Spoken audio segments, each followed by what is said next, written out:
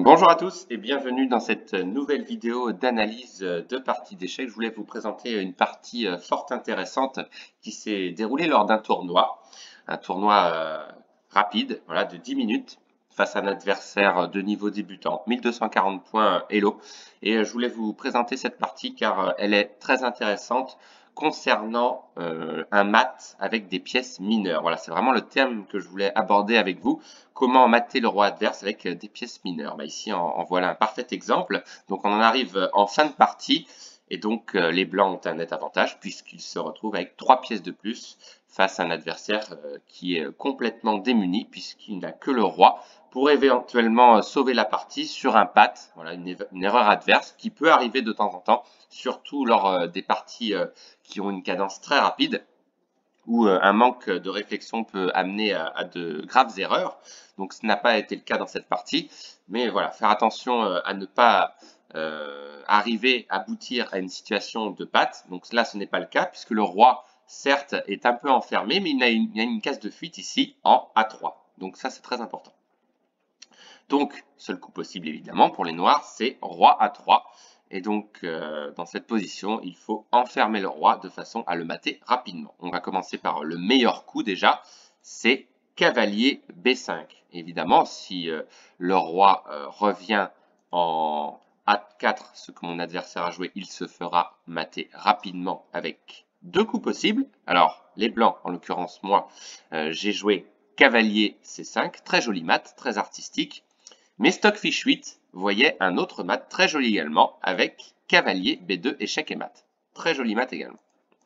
Donc dans cette position, un coup qui permettra de faire durer la partie un peu plus longtemps mais sans espoir, c'est roi A2. Et sur roi A2, beaucoup plus compliqué de mater puisqu'il s'agit d'un mat en 3 coups qu'il faut faire pour s'en sortir vainqueur.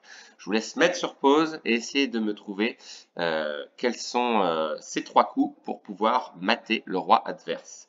Et on se retrouve tout de suite pour la solution. Donc j'espère que vous avez le temps d'analyser cette position de ce mat en 3 coups. Il fallait bien regarder avant voilà, qu'on passe au premier coup qu'il fallait jouer, de bien regarder le positionnement des pièces blanches, des pièces mineures principalement. Surtout le cavalier en D3 qui contrôle la case C1. Et ça, c'est très important. Ça va empêcher le roi de s'enfuir et d'aller, par exemple, de l'autre côté. Donc, il ne faut pas bouger le cavalier pour garder toujours un œil sur la case C1. Il fallait tout simplement bouger son roi en B4. C'était le meilleur coup. Ne pas bouger le fou également, puisqu'il contrôle toujours la diagonale, les cases A1 et B2, et le cavalier qui contrôle toujours la case A3. Mais là, ça n'a plus trop d'importance, puisque le roi contrôle lui-même la case A3, et il n'y a toujours qu'une seule case de fuite pour les blancs, c'est le roi en B1. Et là, il se fera mater en 2 coups. Donc, on va continuer de voir ensemble la résolution de ce problème. Cavalier A3 échec. Seul coup possible pour les noirs de s'enfuir, puisque le cavalier est très important qui fait échec, qui contrôle aussi la case en C2. C'est roi A2. Et ensuite, il y a un très joli mat, effectivement, avec cavalier C1 échec et mat. Très, très beau tableau de mat. Donc, très important dans cette position, le coup cavalier A3 échec. Pourquoi? Parce que si les blancs jouaient un mouvement droit, ils commettraient une terrible erreur. Roi B3. Et là, c'est une situation de patte, puisqu'on s'aperçoit que le roi ne peut plus s'enfuir.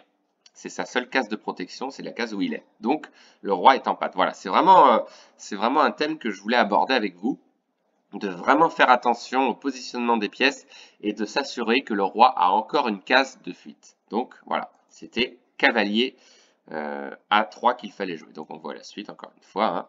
Roi A2, seul coup possible, et cavalier C1, échec et mat. Voilà donc pour cette partie que j'ai trouvé très intéressante au niveau voilà, du déplacement, de la synchronisation des pièces mineures qui permet de mater le roi adverse. Alors il y a un mat encore plus compliqué que celui-là, c'est le mat fou cavalier contre roi que l'on abordera prochainement dans une vidéo.